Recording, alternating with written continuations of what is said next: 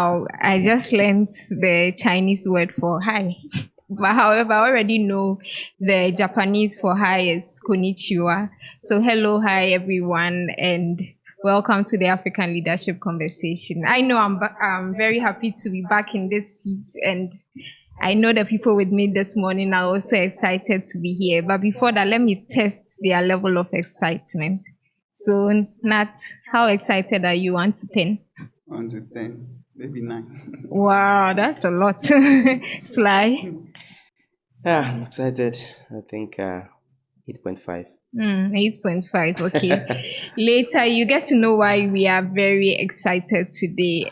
We are continuing our series, The Nurturing of Exceptional Leaders. And today's topic is going to delve into the role of the church. And wait. Before you come for me, that this is cliche and we've already spoken about this topic. Just hold on.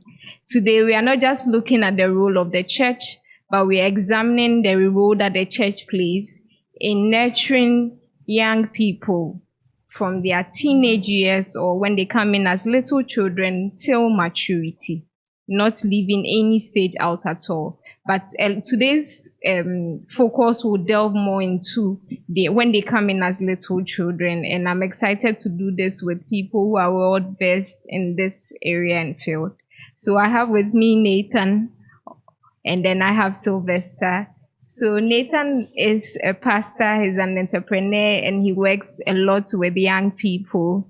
He told me that he has been teaching a lot of children, the youth, and then teenagers. And he does so with his current church. And then Sly, on the other hand, you already know him. He's the director. He's a director here at the Grace Life Leadership Center, and he's a consultant, and he's an expert on Africa-China affairs. So, gentlemen, welcome. Thank you. Thank you, Dee. Thank you. Good to be back. Yes. Good to be back and excited. All right. So, any memories from when you were a child?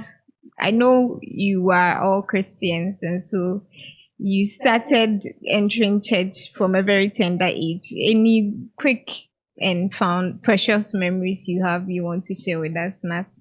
Oh, thank you so much. And I want to say that the African Leadership Convo is a very good one, and it's really exposing a lot of people to the light when it comes to leadership and then what actions to take. And I want to really commend the work that is going on over here. Thank you so much. Quickly to your question, I think that for me, once I was born, the first place I got to know was the church, and I think that most of the traits and the things I've picked up and I know are actually from the church. So when it comes to my development, I think that the church really helped a lot. Yeah. Nathan says from the moment you could sing, he has always been in the church, and the church has contributed to his growth. All right, Sly. Yeah, fondest memory, I think, will be those days you have to memorize Bible verses to say it loud to everyone, and sometimes you get it right, sometimes you get stuck along the way, sometimes you don't even remember at all, and stuff happens. So I think those were the fondest memories in childhood. Those things. Yeah, these people were very cool people. Me, my fond memories were food. I remember my church. Yeah, I remember my church. There used to be refreshments after church for the young ones, like to keep us hooked, so that every time we come, we were not spending our offertory anyway, but at least we were assured of food. Not to cut you short, those days when we were young, every Saturday there was one of the pastors who always gathered the children. And then he will always make sure we got Fanta. And those times to get Fanta, it means that you're celebrating Christmas. So it really kept most of us in the church. It was a bit. We knew that one way or the other, it was going to help us a lot. So I think that these things really impacted and affected us one way or the other. Okay, so while I was preparing for today's topic, I came across 3 books.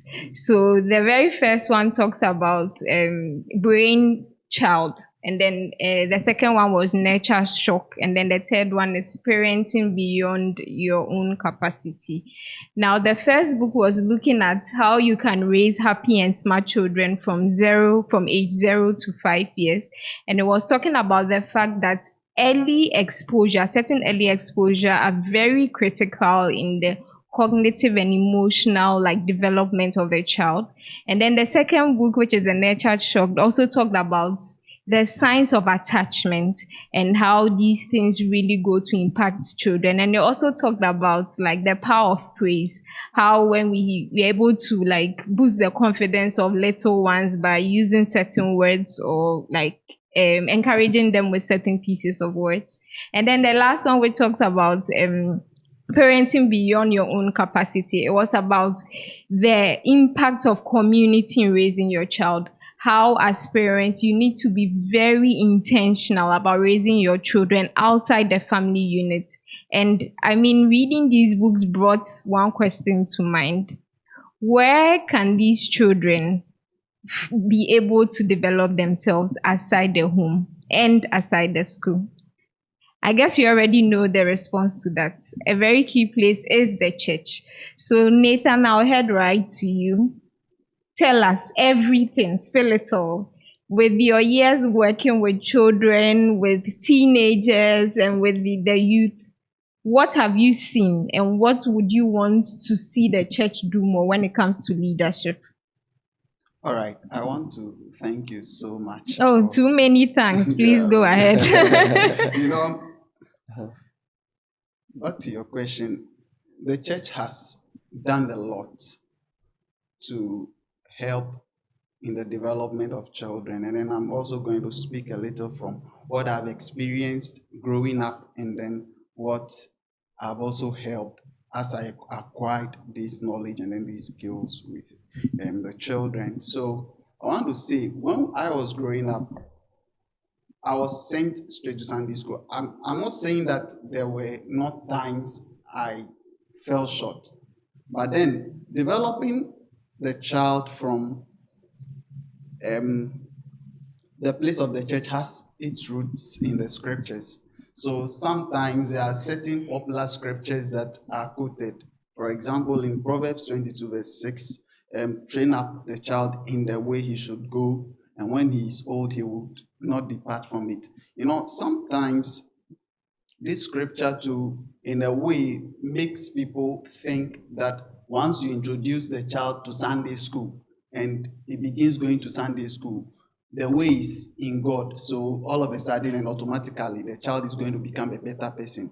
But there was a time I had a conversation with somebody, and then we were looking at how that not all the children who were exposed to Sunday school, who were brought up in Sunday school, ended up being the right people. Mm-hmm. So the question is, what does this scripture really mean? And then we are going to have a little discussion about it, since we are talking about the church. And for me, role. I think another question will be, then what really went wrong? Then what really went, yes. So these are some of the things, because him felt that the church has failed us. Is it true? And is it true? If it is true, what really went wrong, like you were saying, or it is not true? Now, the word over there is to initiate the child in a journey. Some people even try to explain it to be like for every child you have, everybody has their own abilities and capabilities. So it is your work to find it out and then help them develop on that road. Because there are some parents who actually would tell their children, okay, I was this, so you also ought to be like that, without giving the children these opportunities, or maybe the benefit of the doubt, let me put it that way, for them to explore their own abilities. But the actual thing is to initiate a child on a journey. So as to whether the journey is right or is wrong, that is not your own. It is to initiate the child on the journey. So that is where the church takes it up and then shows the kind of journey. Because the journey actually could lead to distraction, and the journey could also lead to life. But in the context of the Bible, it says, show the child the way he should go. Yes. That means that the right way, the right journey. Yes, so that when he's old. Yeah. But then when you look at you see, it looks like it is a promise, but it's not a promise because it is a proverb. And proverbs are wise sayings to teach people how to live rightly. You see. Okay. So initiate the child on the journey. On the right journey, maybe. No, not on the right journey. Okay. On the journey. Okay. The journey could be right or wrong. Even in the context of the Bible. That is what it was trying to say. Okay. You see. But then we as Christians would take it like, okay, then he should be on the right journey. The right journey, which is the journey to righteousness and holiness. But then what causes them to deviate? It means that there are some things that probably have been left out. Number two, they are also the kind of children who were not also born right in the church. But then along the line, for example, a child comes into the church probably at age 10, age 11, age 12. There is also an exposure he's had before coming into the church. So here at TGLC, one of the things we do is nurturing versus nature, where we teach people that your nurturing has to be worked on. Yeah, we reorient your mindset. Reorient your mindset, you see. So these are kinds of things. There was a time I was explaining to some people that for somebody born in the church, whose parents probably are leaders in the church, and they are well known, the expectation of that child that even people in the church place on them is higher and different from somebody who was not born in the church but joined the church later. You see. So these are the varying experiences that we have with children. But then, growing up, we had some opportunities where, for example, you come and pray. You come and do this. So they are teaching you how to take up certain responsibilities, which is critical to leadership. They teach us values like humility. And you see, there's also another scripture that says, let the little children come to me, for of such is the kingdom of God. So a thing like this also helps the children to come close to the church, because we know that Jesus is in the church, and then when you get to Jesus, then you get into the kingdom. But then, what really is the kingdom? I think these are some of the places that the church really failed to explain some of these things. And it really affected the growth rate of the children. Because there were certain things, like you said, in Brainchild, there were, right now, you can easily remember what you learned when you were a kid than what you learned in your adult stage. It is true. If I had you to recite 212 right now, you can easily recite it. And you learned 212 when you were young. When you were little. You see, you can easily recite these things. So now it comes to my point where it is very critical to teach the children what is right from the beginning, without teaching them promises that they cannot really achieve or get. Because I believe that some way, somehow, it has affected the nurturing and the expectations of children. Now, when you bait a child with a lot of Fanta, and the child is growing, and the Fanta is not coming, and the child is not matured in his mind to know that now, where we've got into, Fanta will not come, the child is likely to leave the church. Yeah. So before I see that you are heading to my second question, so I'll let Sly come in before that. So you see, there's this myth where, like, when you were a child, or from what most adults do, when you get to the church, the gates of the church, they say, you go to Sunday school, so that you stop worrying me and stop. Or sometimes when children follow their parents to church and they start misbehaving, they'll say, you go to Sunday school. You see, they just see it as, like, some parents tend to see the place, Sunday school, as a place, oh, let me just offload this baggage here for a while. After 2 hours, I'll come back for my thing. Help us debunk that myth, Sly. How should parents see like the whole Sunday school like training that children receive. Yeah. Yeah, and first of all, I think I'm really excited. I said I was excited 8.5. Yes. I think it's actually 10 Okay. Okay. because I'm very passionate about the topic we are addressing. That is trying to see the role of different segments of people in society Yes. towards the raising of the type of leaders we want. Yes. And we are looking at the church here, so I'm really excited. You all touched on how crucial it is for us to look at the development of a child in their early years, because science has proven that Yeah. the formative years of a human being is very important. That is Yeah. 0 to 7, others say 0 to 5. Yeah. In fact, Aristotle says that give me the child until he's 7 and I'll show you the man. Yes. The Bible also says that train the child the way. So all indications, prove that indeed we need to pay attention to the child when they are young. And one of the places is the church. So now back to your question.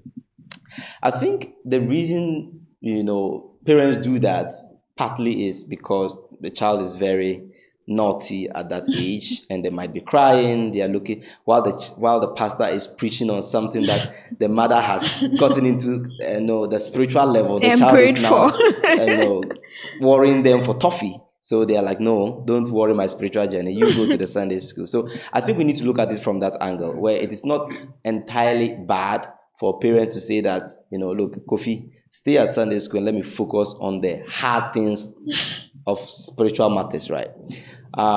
So that is why they do that. But you see, they asking the children to go to Sunday school in itself is not bad.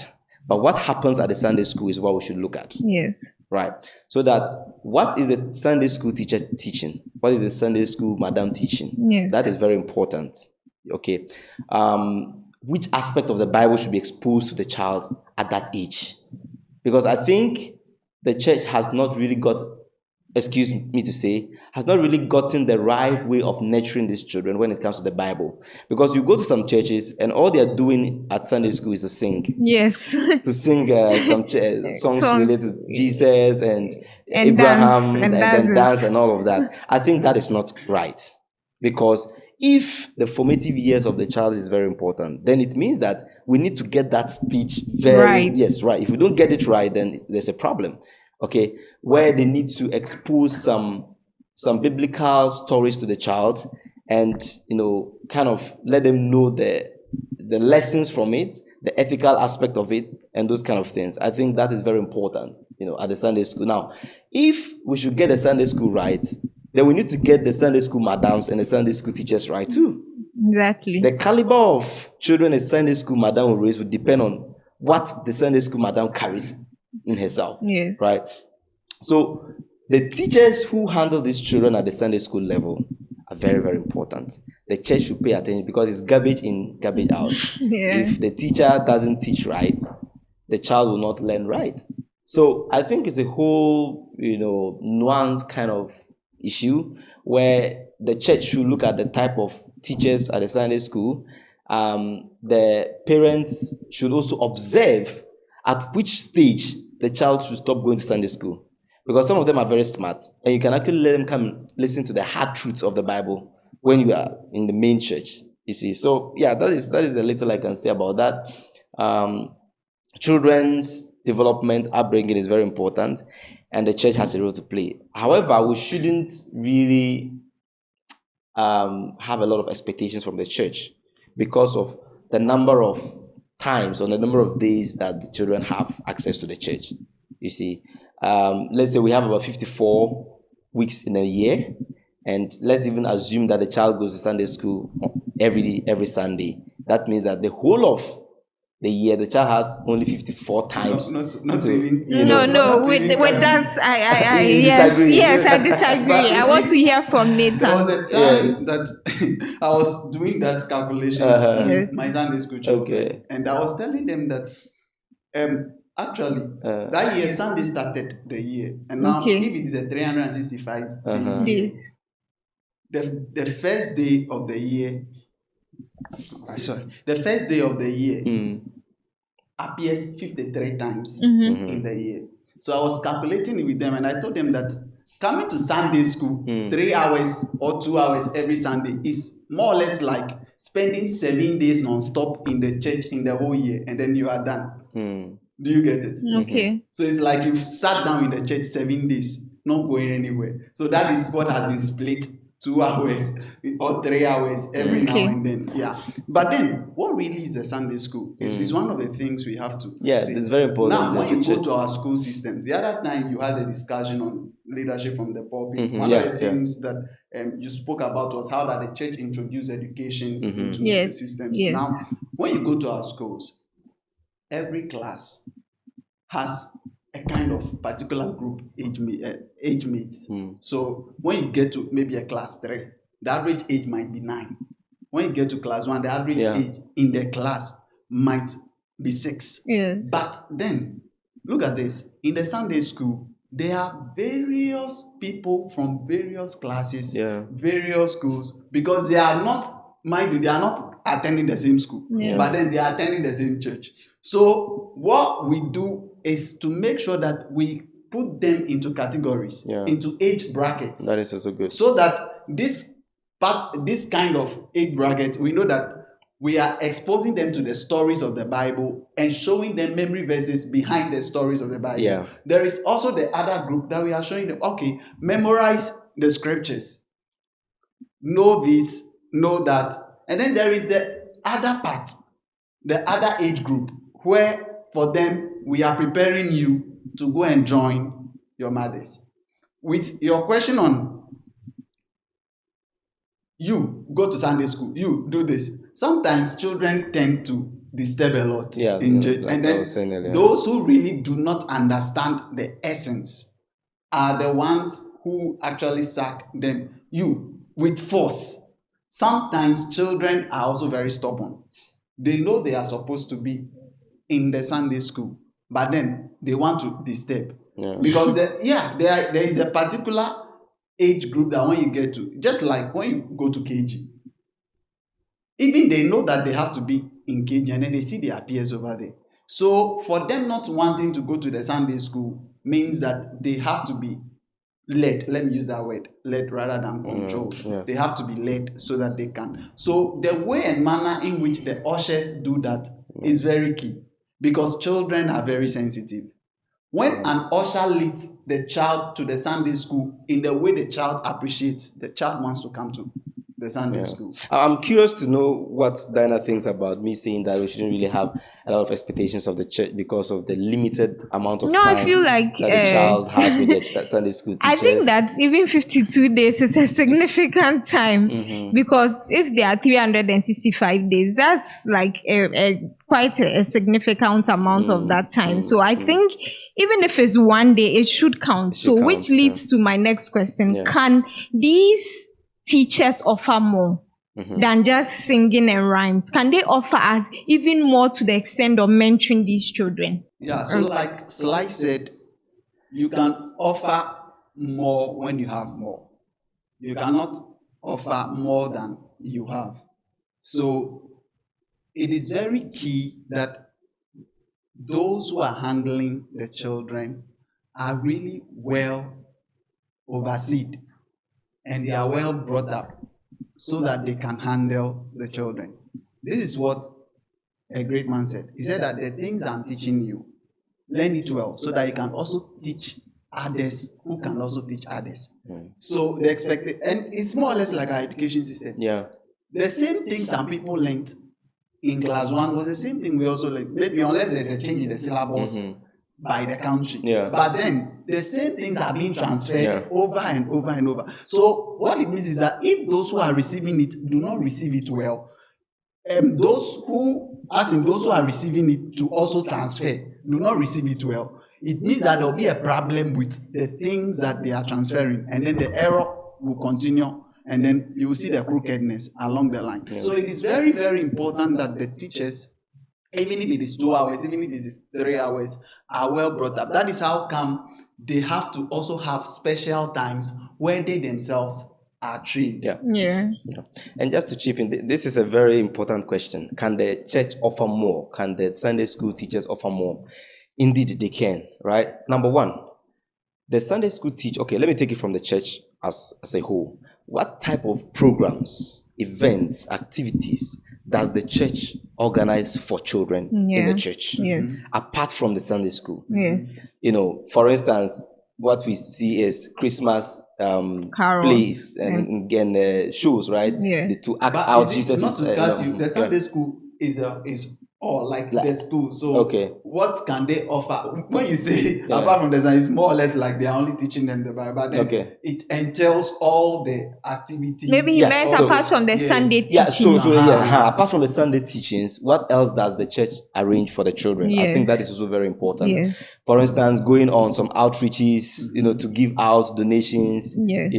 and those kind of things are very important. Apart from that, and this is very important, the Sunday school teachers or the directors or the leaders of the Sunday school departments should make sure that they live out what they teach these children.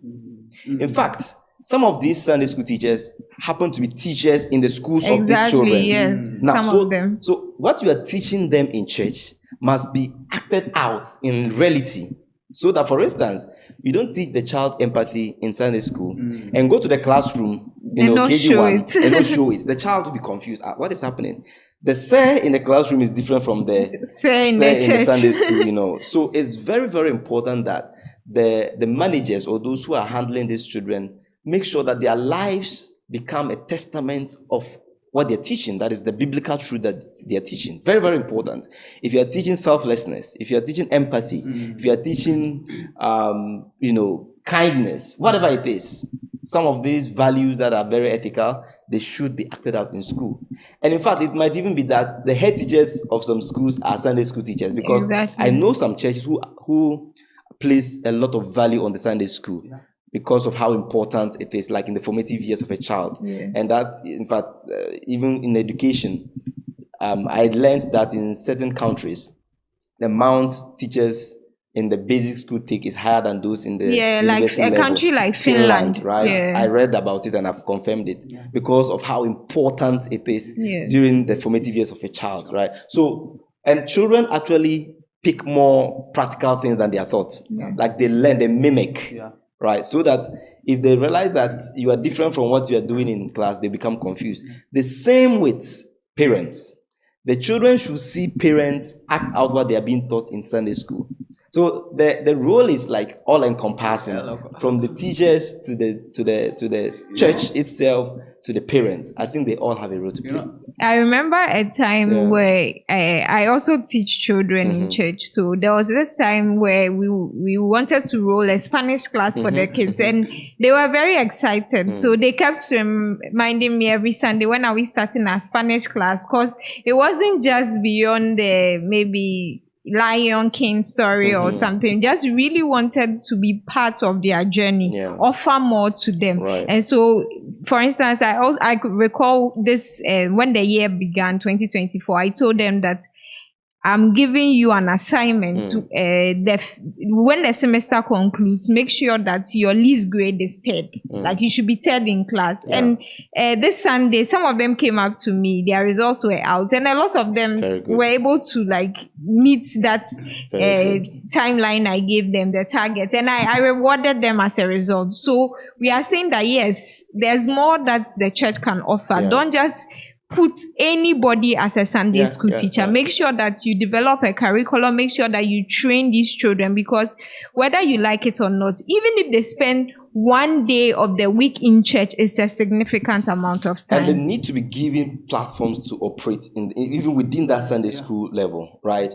You are in charge of arranging the chairs before we come. Exactly. You are in charge of arranging the water we'll drink, because children's school, level. You are in charge of reminding teacher that the time is up, and all those. They need to be given those assignments at that level, because again, this is the formative years. Whatever you put in at that stage is likely to follow them into adulthood. So I think it's very, very important, and I hope that we can even have part two of this conversation where we actually have people. I know the both of you are Sunday school facilitated. If we could have more of them come on this show and share with our audience what they are doing practically to make sure that we nurture the right leaders that the society wants. I think this is a very important I really love the role play. Yeah. Like before you come in, Nat, I really love the role play in the sense that I remember there was a time that our pastor said his son was in a hurry to leave the house, like because he had been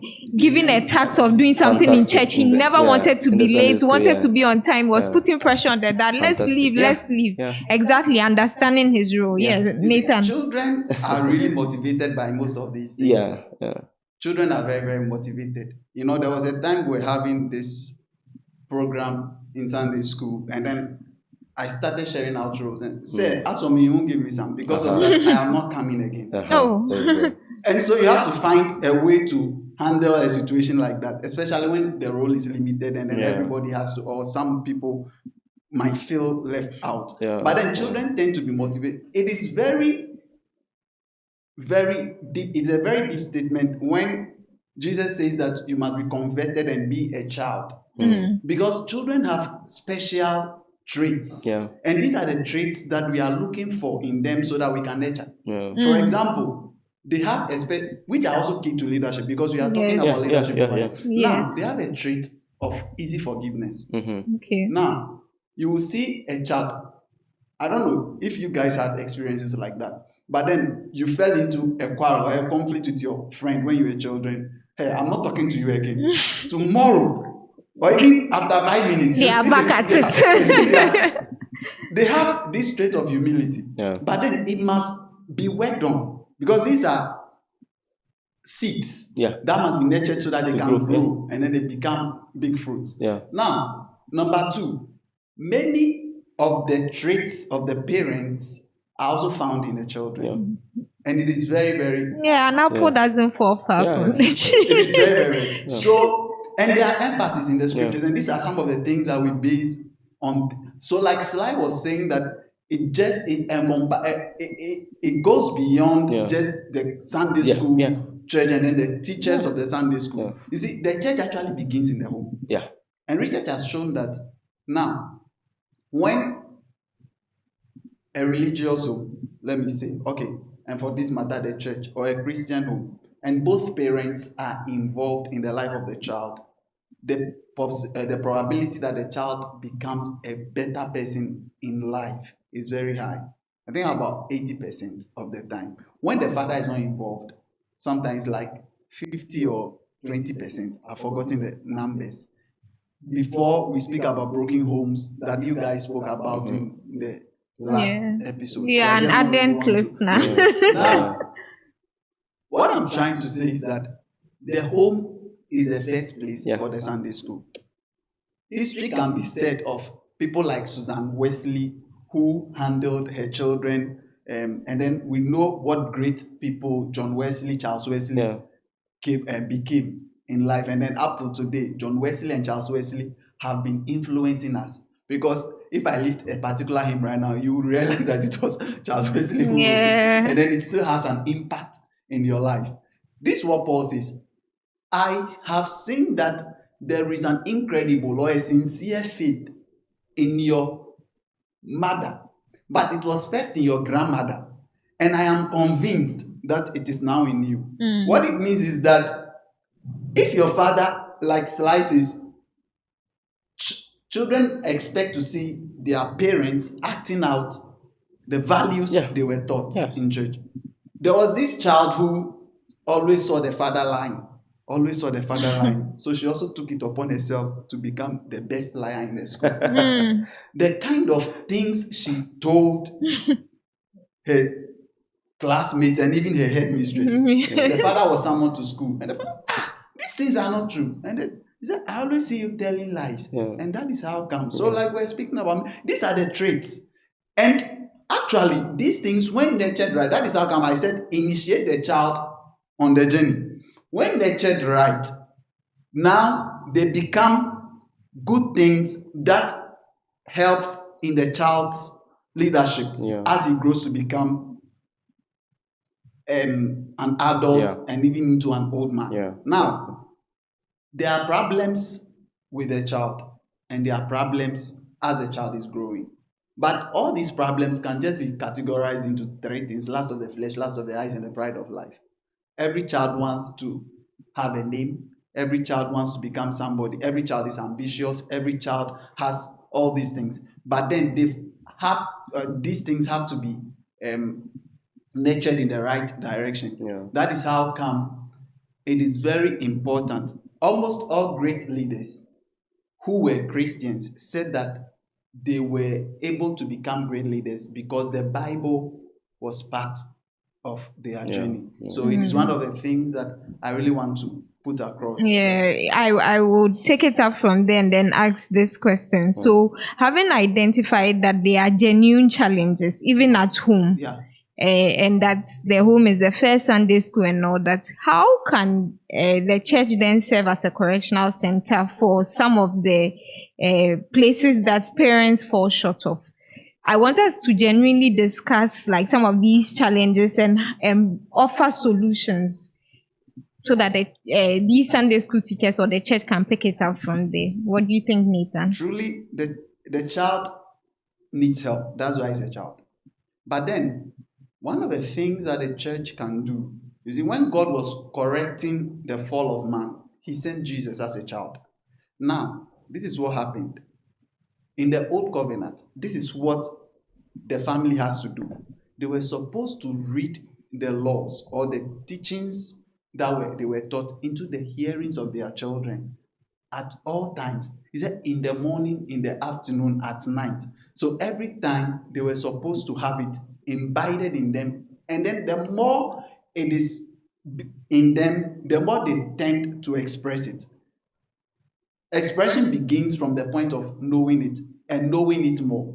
You'd want to try. That is how curiosity came about. So once you've heard about something, you want to hear more about it and then want to really experience it. And that is what the Lord said they should do for their children. What I think the church from the pulpit can do is to really encourage parents, because honestly, like I said, there were people who were not even nurtured well growing up before they became children of God. They are also like children and they have to grow up because there are stages of growth and development. So the church has to really, really teach, continue teaching. This is what Jesus did. At age 12, we saw a pattern in his life. And it was a custom that they always went to where they were taught the lessons. Do you get it? Now, the church can continue helping the parents to live out godly parenthood to the children. Okay. Godly parenthood to the children, so that even though they fall short, they are still trying hard because it's still a process. Okay. They are trying and trying so that they can become better. The parents can indeed be also sincere. No, honestly, if you tell your child that if he comes, tell him that I'm not in the house. What do you think you've taught the child? Yeah. Yeah. You see that kind of thing. Yeah. But then the parents should be able to open up.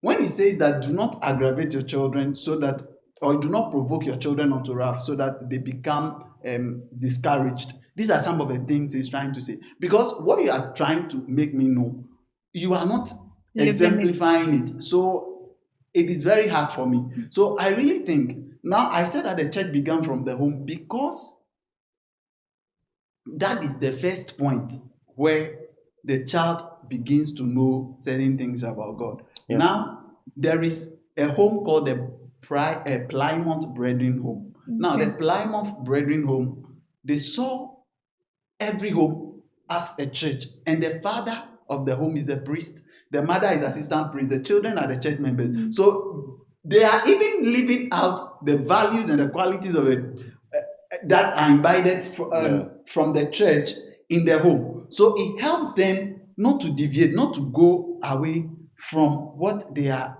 being taught in the church. Yeah. Now, like I've said, when they are falling short, there is a place for openness. They should really open up and then make sure that these children are aware of some of these things and then explore ways to help overcome. Because for all you know, some children are filled with wisdom that can help the parent overcome what struggles they are going through. Yeah. What will you add, Sly? Yeah, I think we can't overemphasize the fact that the church can hypothetically be the theoretical aspect of it, and then the home is the practical. And for to better understand something, you need the theory and the practice. So the parents should continue to live out the very values, the very ethics, the very principles, the very teachings that the church is teaching. Is very, very important. And also, let me just be quick to add that the church must find a way of navigating between children and not sideline what they have, like the capacities they have. Okay, so one of the orientations we have in the African setting is that when you're in the house, you are not allowed to contribute to certain topics because you are a child, you have your place, and your parents must discuss that and all of that. So that when it gets to the leadership, place, it kind of plays out as well, where you are kind of timid because you are not allowed to voice what you know. The church should find a way of doing that where they incorporate child. So I'm sure they have youth leadership in the church. It's very, very important, where they pick some of these young people, some of these children to represent on discussions that borders on their upbringing and their development. You can't just take a decision and come and impose it on me. You need to get the first-hand information from me. So it's important to be able to incorporate some of these dynamics into leadership development in the church. And also, the church must be very intentional about raising leaders, where it's not just about Sunday school, but about finding a way to teach children real leadership skills that they need when they grow up, using Jesus Christ and the Bible. Even here at TGLC, one of our biggest principles is selflessness, and we take it from Jesus Christ. So I think if we're able to do this, then we should be sure of nurturing very good leaders in the future. That has been a very good one. Shortly, to add to what Sly said, one of the problems was associated with young men is exuberance. Because there is strength and there is capacity. But like he said, nurtured in the right way.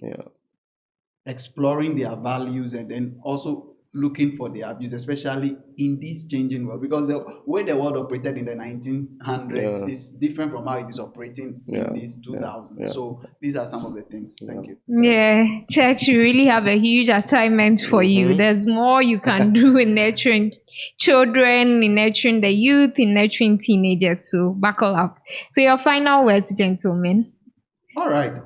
I want to say to all children out there that, let me start with children. I want to say to all children, if you're a child and then you come across this, there is something better in you and there is something great in you. Just allow yourself to be mentored well, allow yourself to be taught well, and then that great thing will come out.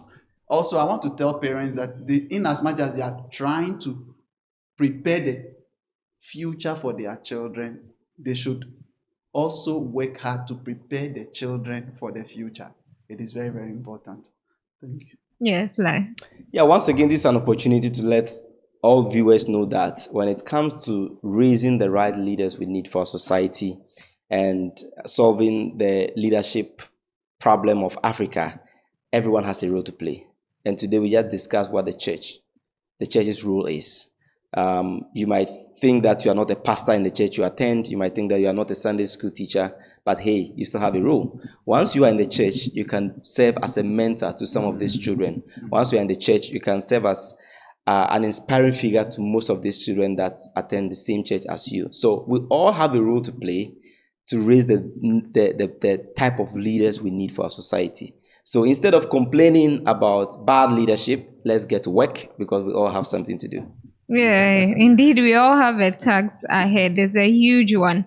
I know Africa's population is young. We are always drumming it. So when we get it right from when they are young, we'll definitely get the kind of leaders that we want. So today we've been discussing nurturing exceptional leaders. We've been looking at the role of the church, and not just the role of the church. We've been looking at what the church does in nurturing leaders right from when they come in as young children till maturity. So do continue with the conversation. Let's hear your thoughts, comments, provide your suggestion, and we'll see you on the next episode. It's bye for now.